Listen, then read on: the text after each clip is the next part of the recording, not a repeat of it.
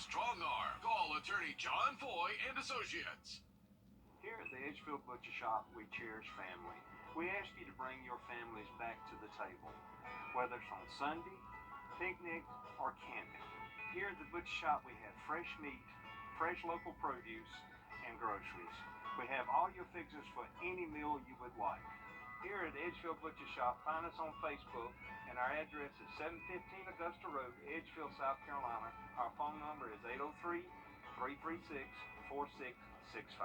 There are too many options. How do we decide what hotel to book? Fear not, I got you. Who are you? I'm your fairy hotel mother. What is happening? Let me help you pick a hotel you feel good about. Choice Hotels is a family of brands with a hotel for every type of stay. Like a comfort with the kiddos. Ooh, spacious. Or a Cambria hotel downtown for just the two of you. Hold my wand, don't wave it at anything. Get the best price by booking direct at choicehotels.com. Yeah! What did I say? Uneven sidewalk.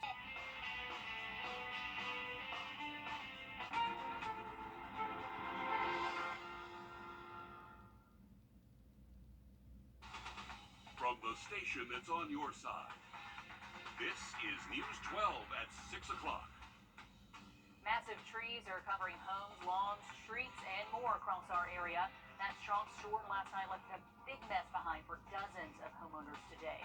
Our Audrey Dickerber live standing by with the latest on the damage across Augusta. But first, we are not out of the woods yet, and we want to get a read from our First Alert Chief Meteorologist Riley Hale, because we are tracking the chance for another round of storms tonight. Riley, what is the timing of all that looking like? Yeah, Laura, we're seeing already some of those severe thunderstorm warnings getting close to the western CS array. So I would say between now and 10 o'clock tonight, that's when we're expecting our severe weather window to be found. We do have a slight risk in effect for the southern half of the CS array that will stay in effect through this evening and early tonight. So a similar setup to what we did see yesterday. These storms are coming from the exact same spot as yesterday. So from the northwest, we got a new severe thunderstorm warning over Lake Russell. So that is just bordering our northern counties, Lincoln and McCormick, and then this one is getting close to Lake Sinclair and Lake Oconee. So these storms are about to start impacting the CS area, and they are producing these 60-mile-per-hour wind gusts again. That is going to be the main concern we're looking at for these storms. But between Atlanta and Athens, we got this storm traveling along I-20, so that should impact our western counties within the next hour. And then up towards the lake, there is that one cell getting close to some portions of Clarks Hill Lake. As far as rain chances go, we are going to stay with this chance for rain through early tonight up until around midnight, and then throughout the day tomorrow, really can't rule out a spotty shower storm at any point during the day. Here's the way it's looking on our in-house model, so we'll continue that activity through 9-10 o'clock, and then looking a little bit drier overnight before we do have that continued chance for storms again on Saturday. Much more coming up in that full forecast. Okay, thanks for that, Riley. And across the area, dozens are cleaning up today. Debris, broken tree limbs. For others, like this home on Shawnee at Plantation Hills in Columbia County, massive tree covering most of their home and yard. But the damage does not end there. Our Audrey Dickerber live on Prep Street in Augusta with a look at what some people are dealing with today.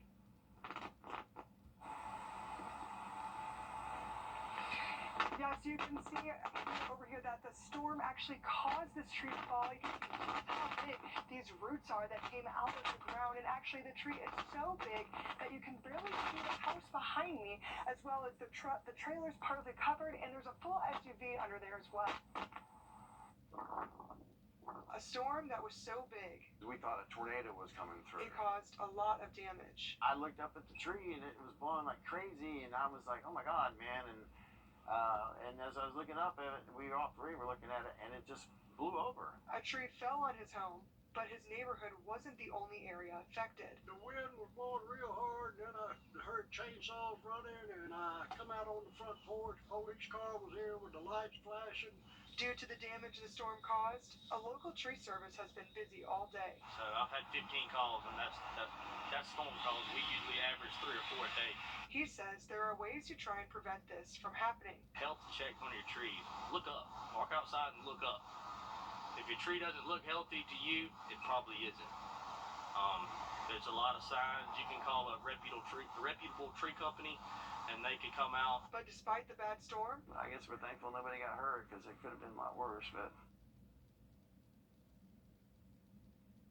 like he said, People are just grateful that there has been no injuries so far, and the biggest thing we've heard is figuring out what to do next and clean up. Yeah, those storms were fast and furious, pretty serious wind we saw last night. Audrey, thank you. Today, dozens from the Augusta community gave back to a Richmond County deputy who has done so much for our community. Tomorrow marks 2 weeks since Richmond County Deputy Kenneth Mercer was shot in the line of duty. This past Tuesday, he was released from the hospital. As our Hallie Turner reports, the community is rallying behind Mercer. Augusta community members are rolling up their sleeves, giving back to someone they say is more than just a police officer. He's their hero. Do it for something greater than yourself. It's bigger than us, and it helps a life. You never know who, but you may need blood one day. For Deputy Kenneth Mercer, that day was 2 weeks ago. Deputy Mercer needed blood, and the blood was on the shelf, tested, ready to go at our hospital. So when he needed it, it was there. Friends, co-workers, and even those who didn't know Deputy Mercer came out to show the same support he's given to the CSRA. He's a great guy, fun-loving, likes to joke, but he's one of us, and we all stick together. So, just wanted to, even if it wasn't a deputy, I'd still come out. My heart just went out to it. It's such an awful situation, and police officers put their life on the line every single day, to try to keep us safe. Replenishing the blood supply in his honor to help the next hero who needs it. This is my part. This is my way to give back. So it makes me feel good to do something, because in situations like that, we feel helpless. So just to be able to do something, it's a great impact for us. In Augusta, Hallie Turner on your side. Such a wonderful way to give back to your neighbors. That blood stays right here when you donate with Shepherd. The drive closed at 5 this afternoon, and Shepherd says they saw around 3 dozen people come out to donate, which will help with about 65 blood transfusions. 2 suspects have been denied bond in a June shooting that killed 15-year-old Jordan Gaynor. It happened outside an Augusta convenience store on Windsor Spring Road and Rozier Road. Ike Lang and Dexter White are charged with murder in his death. Today, in court, prosecutors laid out they believe Lang was the gunman in the shooting. Lawyers also argued Lang has ties to a gang known as LOE. Prosecutors wanted to deny bond because they said he is, quote, complete and absolute danger to society. Prosecutors still aren't sure what they believe Dexter White's role in this crime is, but his bond was denied after lawyers argued he was a flight risk and could intimidate witnesses. A suspect involved in the deadly mass shooting on Sandbar Ferry Road has been granted bond. Jessica Sapp's bond set at $25,000. Her defense claims she has no role in the shootout. She was a passenger in a car, not involved in the shooting. Locked and rusted locks still sit on the gates of the McDuffie County shelters, the animal shelters. Yet progress on the inside paints a different picture of what's to come from the new director hired after the previous director resigned 4 months into the job. After finding allegations of abuse and neglect, plans were for the shelter to be open by this time. Despite the new setbacks, the new director is trying to get the shelter up and running as quickly as she can. As our Will Rio reports, all of these changes are still happening during the middle of the GBI's investigation. Almost a year ago, the McDuffie County Animal Shelter shackled their front gates, temporarily closing it to the community. Certainly we would rather been open by now, but I think that, the things that are holding us back from being open right now are things that can't be completed until they're completed. After finally finding a new director for the shelter to take the reins, Wendy Ivy left the job after 4 months, tightening the county's collar. And I knew what I was getting into. Michaela McLean now takes over as the newest Animal Services Director. I felt like I would be a good candidate to help the animals, help the community. She was the lead finalist until Ivy entered the picture. McLean worked with the shelter through her previous job at a local company. I've always been a strong advocate of the shelter and the community, and I felt like that was a good role that I could try to take on, and it's really been a dream to be able to step in and kind of help build from the ground up again. Educating the community, proper housing for pets, a spay and neuter program, and foster care program are at the top of the priority list for McLean. I have no concerns about her being able to handle this position moving forward. We're on the right foot, and we're going to keep on this path. I can rise to the challenge, and I'm ready for whatever is thrown at me. In McDuffie County, Will Rio on your side. And the shelter still needs a supervising vet so the shelter can reopen, but the county says that's been a big struggle. We've been reporting on that for quite a while, the shortage in vets. They've replaced all the flooring in the ceiling, and the entire inside was painted, but there's still plumbing and some ventilation work to be done. The county expects the shelter to open in early fall. After healing from hardship, a local veteran is using her crown as a driving force to help others. We'll show you how next on News 12 at 6 o'clock. And we just had a new severe thunderstorm watch issued for the western CSRA. This is in anticipation of severe storms moving in this evening. Update on the forecast next. Ask about Ubrelvy. Learn how AbbVie can help you save. Down trees, not the only thing we saw last night when those storms rolled through. A viewer sent this video of hail coming down in Clearwater. You can hear it right there. There it goes, splatting on the asphalt, but you can see those very dark storm clouds in the distance too. People running to their cars to take cover, but pretty wild storms we had yesterday. And taking a live look now over Grovetown as we kind of brace for some that could be coming to the area, but the skies over Grovetown are clear as a bell right now. Riley, when and who could expect maybe some of these storms later into the night? Well, right now it looks like the highest severe weather threat is going to be mainly west of Richmond and Columbia County and south of the interstate. So that's where we do have a weekend, but most of next week. So a little bit less humidity, but watch out for those storms the rest of this evening. We'll continue to be here tracking them. And as we brace for possibly more storms, we're still cleaning up from last night's storms. The Elijah Clark State Park is closed. The park is without power. They have several downed trees on roads still. They said on their website visitors and traffic should avoid the area so crews can continue to assess and clean up all of that damage. One of our local veterans has recently won America's Select Veterans National Pageant. Erin DeRoche has overcome many obstacles in her life, and years ago her story made national headlines after she lost her mom and brother, who were killed by her father for insurance payouts. Now she's using her crown and her sash to help others. Taylor Martin. A crown and sash can be more than what meets the eye. When I was 6 years old, my father murdered my mother and attempted to murder my siblings and I by burning the house down. Almost 20 years later, he actually succeeded in murdering my brother as well. Behind the rhinestones, the high heels, and the makeup, there's a story of pain. I didn't understand that I was watching my mother pass away. I mean, it's your mother, you know, you wish she was there for everything. I went through a lot internally. For veteran Erin DeRoche, her recent win at the America's Select Veteran Pageant is just another step forward in using her past as a driving force to help others. If I can spare anybody from having to go through that, to be that just an empathetic ear to get them through things, like, that's what I want. Nobody should ever have to struggle that hard to get through life. Through resiliency programs, serving in the military, and helping spread awareness and resources for survivors of domestic violence just like herself.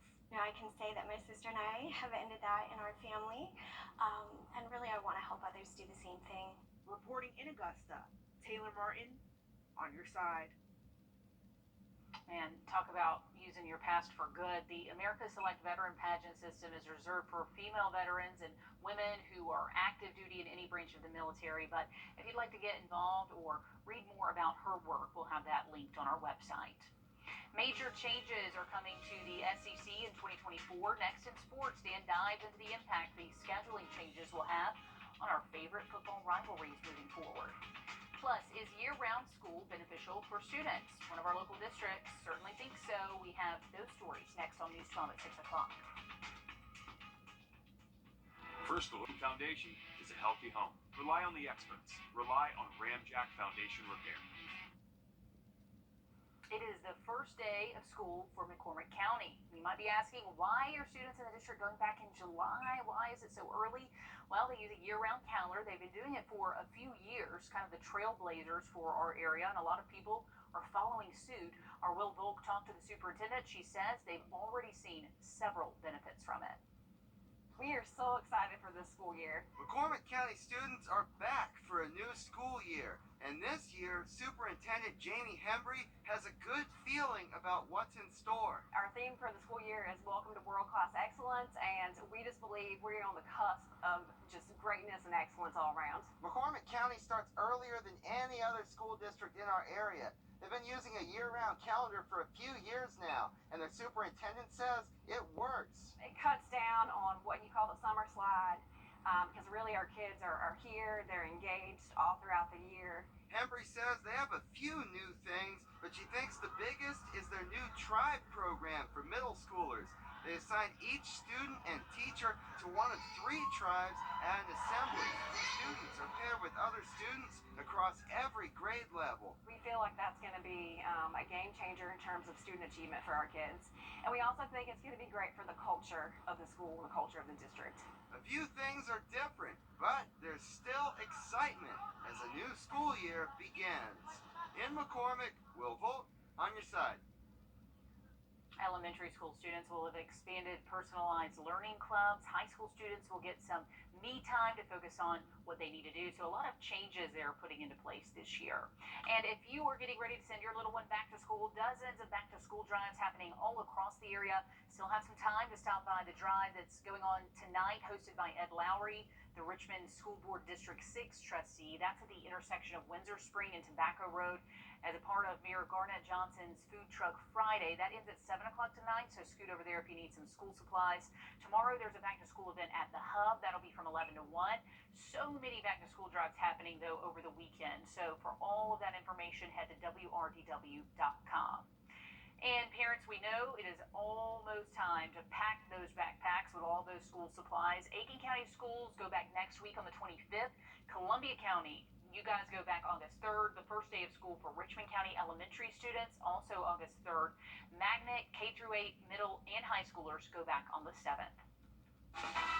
On your sideline, sports brought to you by the Hawk Law Group. There are a lot of changes coming to college football in 2024, and to the SEC in particular, with the Texas Longhorns and the Oklahoma Sooners set to join the conference, and the SEC not electing to expand their conference schedule. There's a chance some of our favorite matchups won't be happening as often, including Border Bash between Georgia and South Carolina. The Bulldogs and the Gamecocks are not scheduled to play each other in 2024, ending a 30-year streak for our big local rivalry. Here's what Kirby Smart had to say about that game not happening next year. I'd love for it to. I think it's we're on that side of the state. You know, the distance between the two is important to have those rivalries. But I'm also not going to sit here and say the other side of the fence is we had 2 unique teams join our conference, and it's hard for everybody to play everybody in the scheduling model we have. When it comes to the Gamecocks, Shane Beamer is looking to take his team to new heights in his 3rd season as head coach in Columbia. Quarterback Spencer Rattler has a unique perspective of Beamer's development as a coach because he spent time with him in Oklahoma before transferring to South Carolina last year. It's in his blood, right? I mean, his dad is an all-time legend, Frank Beamer, who still comes around, which is awesome to see. I feel like he's just a natural. He's a natural leader, great person, great coach. He's just, everything he says and does motivates us as a group, and he's got this program headed in the right direction. This year, the Dogs and the Gamecocks will meet in Athens on Saturday, September 16th at 3:30. All right, thanks for that, Dan. We are still tracking severe storms just outside of the CSRA. We'll give you another update on radar and what to expect coming up.